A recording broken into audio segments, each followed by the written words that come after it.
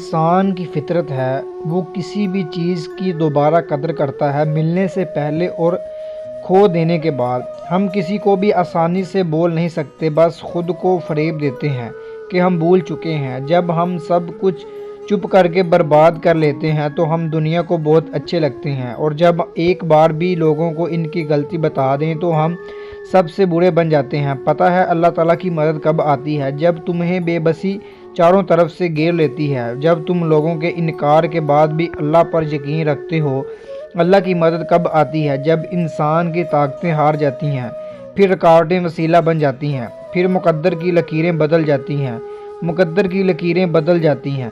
حضرت علی رضی اللہ تعالیٰ عنہ نے فرمایا، خاموشی ایک عظیم نعمت ہے، خاص طور پر اس وقت جب اختلافات زیادہ ہوا میں بلند ہوں، علم کی کمی ہو اور دلیل کی کوئی اوقات نہ ہو۔ بات بات پر ناراض ہونے سے بہتر ہے سیدھا بول دیا جائے کہ دل بھر گیا ہے، اب سب ختم کرنا ہے۔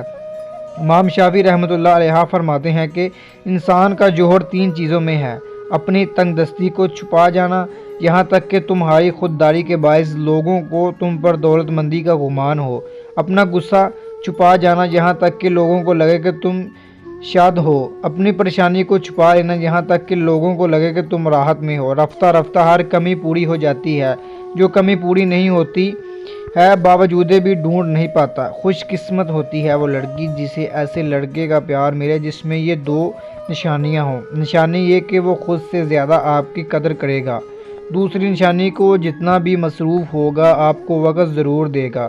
جب کوئی منتظر ہی نہ ہو تو رابطے اچھے نہیں لگتے۔